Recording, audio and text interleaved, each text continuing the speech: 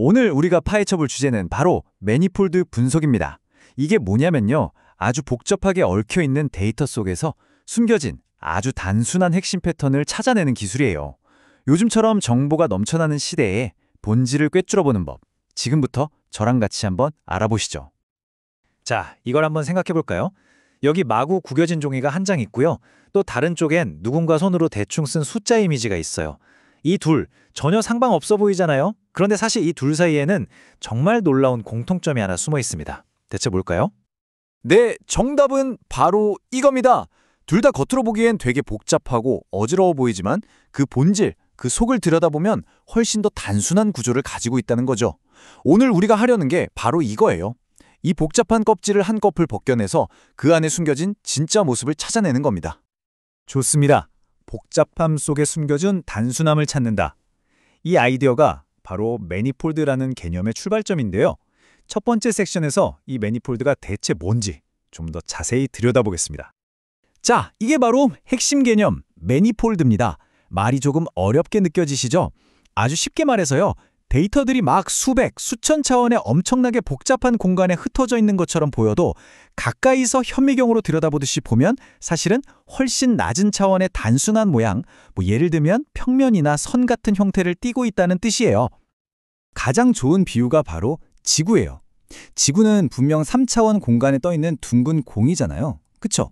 근데 우리가 지구 표면 위에 어딘가를 찾아갈 때 가로, 세로, 높이 이 세 가지 정보가 다 필요한가요? 아니죠. 우린 그냥 위도랑 경도 딱 두 개의 숫자만 있으면 전 세계 어디든 찾아갈 수 있습니다. 바로 이 지구 표면이 3차원 공간에 있는 2차원 매니폴드인 겁니다. 아까 처음에 말했던 구겨진 종이도 똑같아요. 종이를 막 구겨서 공 모양으로 만들어도 그게 갑자기 두꺼운 책이 되거나 하진 않잖아요. 그 본질은 여전히 가로, 세로만 있는 2차원 평면 그대로죠. 우리가 하려는 건 바로 이렇게 구겨져 있는 데이터를 다시 쫙 펴서 원래의 단순한 모습을 보려는 것과 같아요. 이제 이걸 데이터 세계로 가져와 볼게요. 자, 여기 손으로 쓴 숫자 7 이미지가 있어요. 이 이미지가 가로 28픽셀, 세로 28픽셀이라면 총 784개의 픽셀로 이루어져 있죠. 그럼 이건 784차원 데이터라고 할 수 있을까요? 기술적으로는 맞아요. 근데 한번 생각해 보세요. 우리가 7을 쓰는 방법이 정말 784가지나 될까요? 아니죠. 사실은 가로획의 길이, 세로획의 기울기, 꺾이는 각도 같은 몇 가지 핵심적인 특징만 있으면 세상의 거의 모든 7을 표현할 수 있을 겁니다. 바로 이게 데이터 속에 숨어있는 매니폴드예요. 네, 바로 이겁니다. 매니폴드 분석의 최종 목표는 하나예요.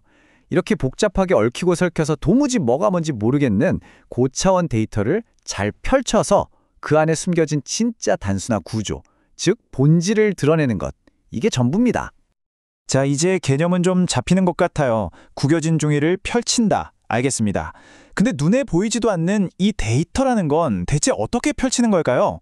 그 대표적인 방법 중 하나를 지금부터 알아보겠습니다. 여기 이 분야에서 정말 유명한 예시인 스위스롤 데이터가 있습니다. 딱 보면 빵집에 파는 그 롤케이크처럼 생겼죠? 3차원 공간에서 빙글빙글 말려 있으니까 되게 복잡해 보여요. 하지만 사실 이건 그냥 2차원의 평평한 종이를 돌돌 말아놓은 것과 똑같거든요. 우리 목표는 이 말려 있는 걸 다시 평평하게 펼쳐보는 겁니다. 이걸 펼치는 가장 기본적이면서도 강력한 방법이 바로 주성분 분석 PCA인데요.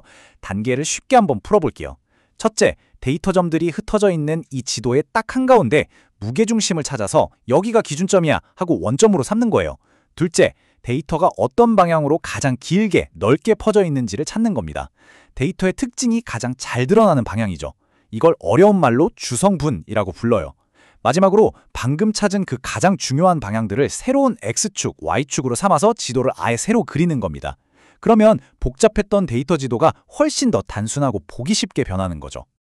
이 차트, 이거 정말 놀랍지 않나요?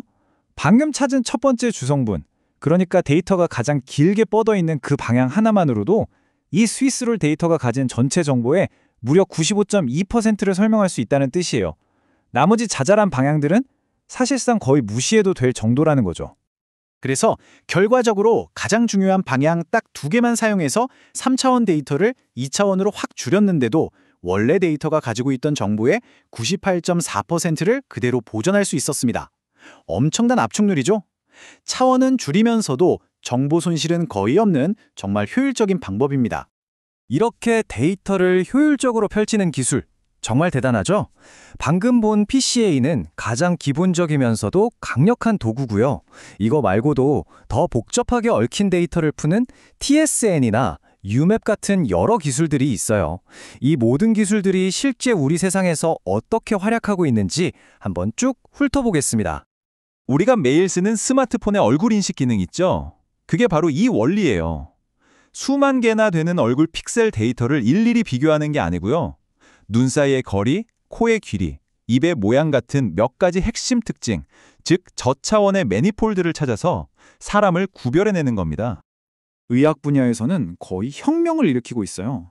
수천 개에 달하는 복잡한 유전자 데이터를 2차원이나 3차원으로 쫙 펼쳐보면요. 신기하게도 특정 질병을 가진 환자들의 데이터만 한 군데에 뭉쳐있는 게 보여요. 이걸로 질병의 원인을 찾아내는 거죠. 넷플릭스나 유튜브가 어떻게 그렇게 내 취향을 귀신같이 알아낼까요? 이것도 마찬가지예요. 수많은 사람들과 영화, 음악 같은 컨텐츠 데이터를 거대한 조차원 지도 위에 펼쳐놓는 거예요. 그리고 나와 가까운 곳에 있는, 즉 취향이 비슷한 사람들이 뭘 좋아하는지를 보고 그걸 나한테 추천해주는 원리입니다. 심지어 인공지능이 우리말을 이해하는 데도 쓰입니다. 사랑, 애정, 연인처럼 의미가 비슷한 단어들을 이 저차원 공간에서 서로 가까운 위치에 배치하는 거예요. 이렇게 하면 컴퓨터가 단어들 사이의 관계나 문맥을 파악할 수 있게 되는 거죠. 자, 이렇게 보니까 얼굴 인식부터 유전자 분석, 맞춤 추천까지 매니폴드 분석이라는 기술이 정말 보이지 않는 곳에서 우리 세상을 움직이고 있었네요. 그럼 오늘 살펴본 내용의 핵심만 다시 한번 정리해 보겠습니다. 오늘 설명의 핵심 딱 4가지입니다. 첫째, 매니폴드 분석은 복잡함 속에서 단순한 본질을 찾는 기술이라는 것. 둘째, 그 방법은 데이터를 펼쳐서 저차원 구조를 드러내는 과정이라는 것. 셋째, 이 일을 하는 데는 여러 가지 도구가 있다는 겁니다. 오늘 본 PCA는 스위스 롤처럼 데이터가 반듯하게 말려있을 때 아주 강력하지만 더 복잡하게 꼬인 데이터에는 TSN이나 UMAP 같은 다른 도구들이 더 효과적일 수 있어요. 그래서 마지막, 넷째가 가장 중요합니다.